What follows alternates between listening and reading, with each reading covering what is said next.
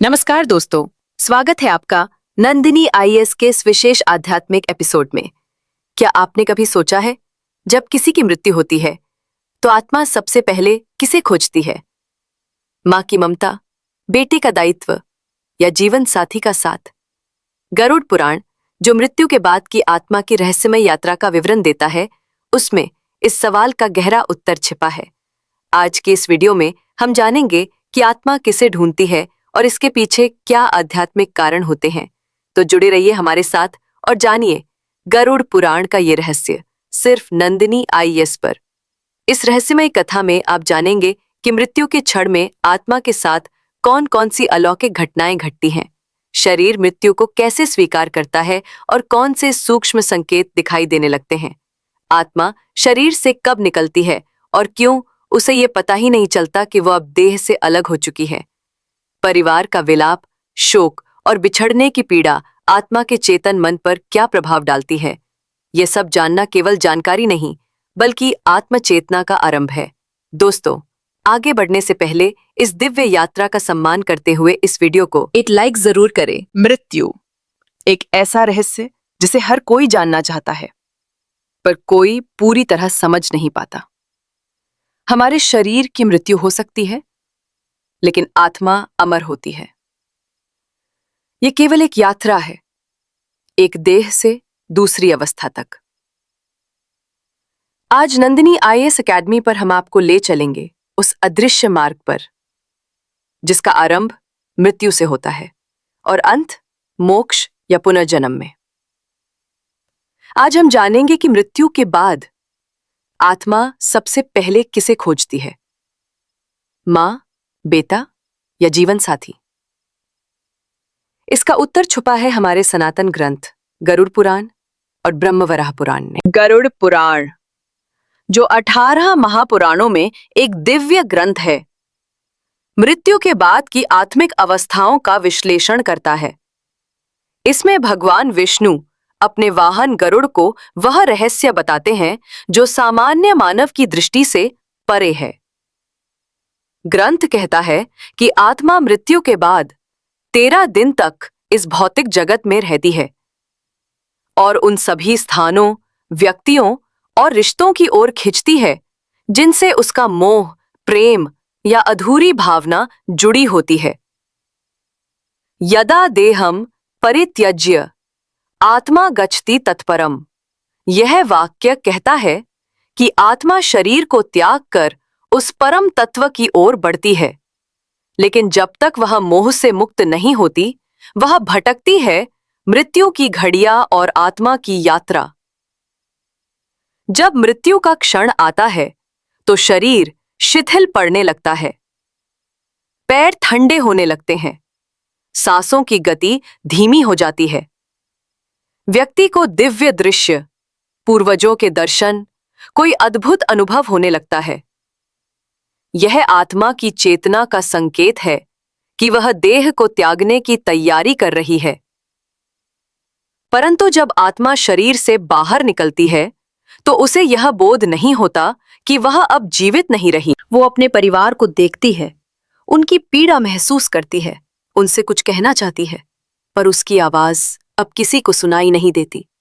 वो बार बार कहती है, मैं यही हूं, पर हर आहट, हर पुकार अब केवल शून्य में विलीन हो जाती है। और आत्मा किसे खोजती है? ये सबसे महत्वपूर्ण प्रश्न है। आत्मा किसे खोजती है, मां, बेटा या जीवन साथी? इसका उत्तर न तो सामाजिक संरचना में है और न ही किसी रिश्ते के नाम में। आत्मा रिश्ते के नाम को नहीं पहचानती, वो केवल उस भावना, मोह और अधूरे संबंध को पहचानती है जिससे वो सबसे अधिक बंधी होती है। यदि आत्मा का अपनी मां से अत्यधिक लगाव रहा हो, कोई अधूरी सेवा भावना या मोह छूटा हो, तो वो मां को खोजती है। यदि बेटा या बेटी के लिए चिंताएं, अधूरी जिम्मेदारियां या अपूर्ण प्रेम रहा हो, तो आत्मा बार बार संतान के आसपास जाती है। यदि जीवन साथी से बिछड़ने का दर्द अधूरा रह गया हो या प्रेम प्रकट नहीं हो पाया हो, तो आत्मा उसी के इर्द गिर्द मंडराती है।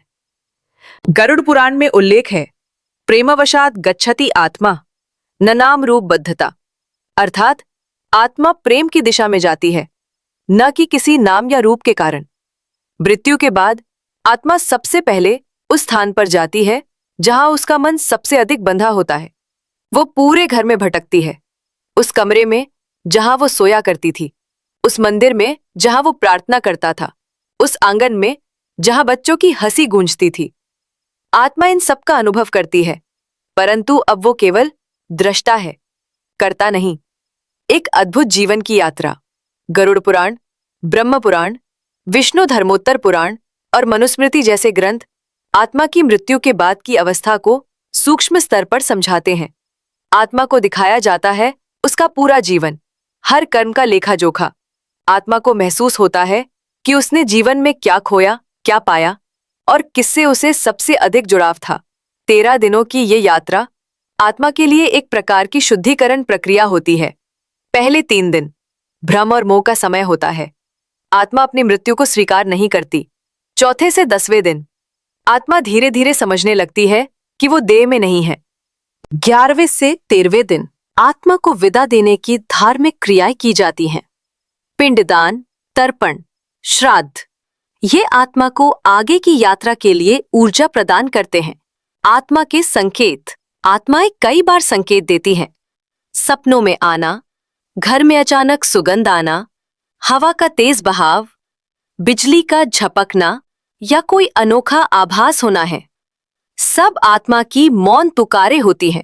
मनुस्मृति में कहा गया है, पितरः प्रियतान विच्छन्ति, स्नेह बद्धा भवन्ति ते। पूर्वज अपनी प्रिय आत्माओं के पास लौटते हैं, वे स्नेह से बंधे रहते हैं। जाना क्यों? अब प्रश्न है, हम क्या करें? अपने जीवन के रिश्तों को पूर्णता दें, जिससे आत्मा को मृत्यु के बाद अधूरे भाव से ना गुजरना पड़े। प्रत्येक वर्ष श्राद्ध और तर्पण करें ताकि पितरों को शांति मिले। गरुड़ पुराण, पितृ सूक्त और महामृत्युंजय मंत्र का पाठ करें। जरूरतमंदों को भोजन और वस्त्र दान करें। मित्रों, आज आपने आत्मा की मृत्यु के बाद की एक अद्भुत यात्रा को समझा। ये न केवल एक धार्मिक कथा है, बल्कि एक दार्शनिक, मनोवैज्ञानिक और भावनात्मक सत्य भी है। आत्मा अमर है, उसका भाव सजीव है और उसकी गति हमारे कर्मों से संचालित होती है। यदि ये वीडियो आपके हृदय को स्पर्श कर गया हो तो इसे श्रद्धापूर्वक साझा करें और जय श्री कृष्ण लिखकर आत्माओं को प्रेम और शांति प्रदान करें। हम नंदिनी IAS अकेडमी पर आगे भी ऐसे ही दिव्य ज्ञान, शास्त्रीय तथ्यों और आध्यात्मिक रहस्यों को लेकर आते रहेंगे।